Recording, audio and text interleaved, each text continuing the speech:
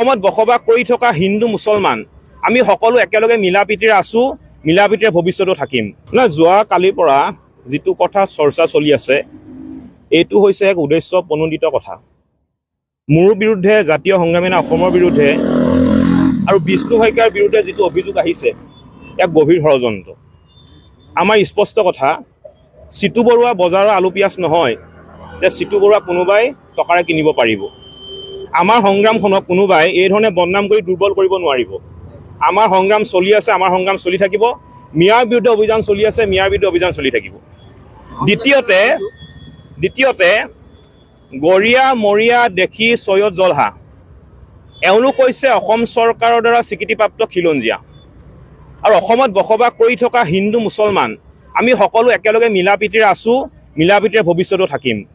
কোনো অপশক্তিয়ে আমাৰ এই সম্প্ৰীতি যিডাল এনাজৰী, এই এনাজৰীডালক কোনো অপশক্তিয়ে কিন্তু ছিঙিব নোৱাৰে।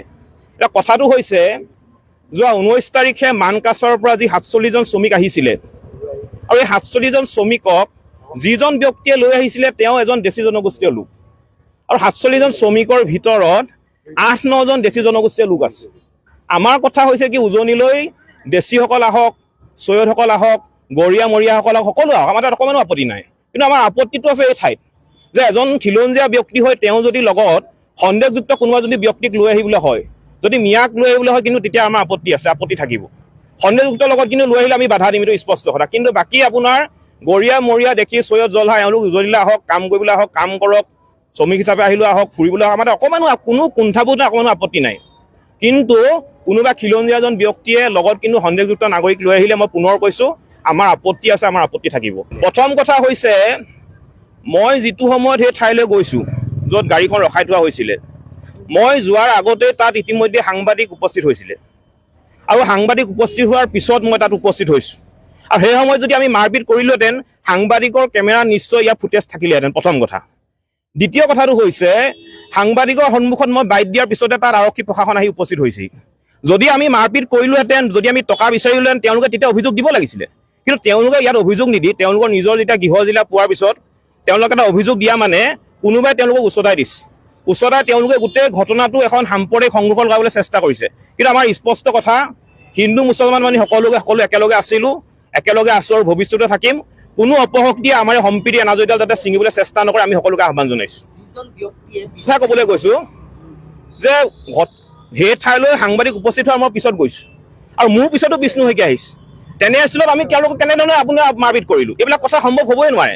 আচল কথাটো হৈছে যে তেওঁলোকক কোনোবাই উচতাই দিছে, উচতাই মেলি তেওঁলোকে গোটেই বিষয়টো এটা সংঘৰ্ষলৈ ৰূপান্তৰিত কৰিব বিচাৰিছে। মই পুনৰবাৰ কৈছোঁ যে আমি অসমত থকা প্ৰতিজন খিলঞ্জীয়া ভূমিপুত্ৰ, আমি ককাই ভাই, আমি একেলগে আছোঁ, একেলগে থাকিব লাগিব। গতিকে এই ধৰণৰ উচতনিমূলক মন্তব্য যাতে কোনেও প্ৰদান নকৰে, সকলো পক্ষকে মই আহ্বান জনাইছোঁ। হয়, অসমখনত বংগমূলীয় যিখিনি মানুহৰ আচলতে আগমন হৈছে, তেওঁলোকক বিতৰণৰ ক্ষেত্ৰত চৰকাৰখনৰ যি সহযোগিতা কৰি আছে চৰকাৰখনে, তাত শিৱসাগৰৰ প্ৰতিটো দল সংগঠনে নিশ্চিতভাৱে সহযোগিতা আগবঢ়াই আহিছে। জাতীয় সংগ্ৰামী সেনা অসমৰ এটা স্পষ্ট কথা, আমি কোনো খিলঞ্জীয়া মুছলমান বিৰোধী নহয়। এই কথা আমি পুনৰবাৰ আপোনালোকৰ জৰিয়তে শিৱসাগৰ জিলা সমিতিৰ তৰফৰ পৰা স্পষ্ট কৰি দিছোঁ। কিন্তু যিসকল আচলতে বংগমূলীয় মুছলমান, যিসকল আচলতে সন্দেহযুক্ত লোক, যিসকলে অসমৰ 57-পুৰুষীয়া শান্তি সম্প্ৰীতি বিনষ্ট কৰাৰ কাৰণে অহৰহভাৱে চেষ্টা কৰি আছে, তেওঁলোকৰ বিৰোধী। আৰু আমি স্পষ্ট ভাষাৰে আজিও কৈছোঁ, তেওঁলোকক কোনো কাৰণতে উজনি অসমত আশ্ৰয় দিয়া কোনো কাৰণতে আচলতে আমি মানি লোৱা নহ'ব। এটা কথা পুনৰবাৰ আপোনালোকৰ জৰিয়তে আমি জনাই দিব বিচাৰিছোঁ যে যিসকল মানুহ অসমৰ বিভিন্ন প্ৰান্তলৈ কৰ্মসূত্ৰে আহে, তাত আমাৰ কোনো ধৰণৰ আচলতে বাধা নাই। 100জন আহক বা 1000জন আহক, তাত কোনো ধৰণৰ বাধা নাই। কিন্তু সন্দেহযুক্ত মানুহ অহাৰ ক্ষেত্ৰত আমাৰ জাতীয় সংগ্ৰামী সেনাৰ নিশ্চিতভাৱে বাধা থাকিব। গতিকে আমি তেওঁলোকক ৰিপ্ৰেজেণ্ট কৰি যিসকল মানুহ আচলতে চৰ্দাৰ বা যিসকল মানুহে পঠিয়াই, তেওঁলোকলৈ আমি এটা আহ্বান জনাব বিচাৰিছোঁ যে যিসকল খিলঞ্জীয়া মানুহ আপুনি অসমৰ যিকোনো প্ৰান্তলৈ কামৰ সূত্ৰে আহে, তেওঁলোকক আপোনালোকে এটা চাৰ্টিফাইড কপি অন্ততঃ দি পঠিয়াব, যাতে শিৱসাগৰৰ বিভিন্ন দল সংগঠনে তেওঁলোকক আচলতে তেওঁলোকৰ নথি পত্ৰ চাওঁতে বা সন্দেহযুক্ত বুলি অভিহিত কৰাৰ আগতে তেওঁলোকৰ সেই নথি পত্ৰ যাতে আমি চাব পাৰোঁ। গতিকে আমি জাতীয় সংগ্ৰামী সেনা অসমৰ তৰফৰ পৰা আহ্বান জনাইছোঁ, এই শান্তি সম্প্ৰীতি অটুট থকা অসমখনত কোনো অপশক্তিয়ে যাতে এনেধৰণৰ ভাগ কৰাৰ ব্যৱস্থা নকৰে আহ্বান জনাইছোঁ। আৰু কেন্দ্ৰীয় সভাপতি চিতু বৰুৱাৰ ভাৱমূৰ্তি বিনষ্ট কৰাৰ লগতে এই যিখন আচলতে অখিলঞ্জীয়া মানুহক অসমৰ পৰা বিতাৰণ কৰা যিখন আমি সংগ্ৰামত ধাৰাবাহিকভাৱে লাগি আছো, এই ধাৰাবাহিক সংগ্ৰামখনত কোনোবাখিনিত আচলতে মষিমূৰ কৰাৰ বাবে বা বেলেগ এটা দিশলৈ লৈ যোৱাৰ কাৰণে এটা চক্ৰই যি ধৰণৰ কাম কাজ কৰি আছে, তাক আমি জাতীয় সংগ্ৰামী সেনা শিৱসাগৰ জিলা সমিতিৰ পৰা জনাইছো।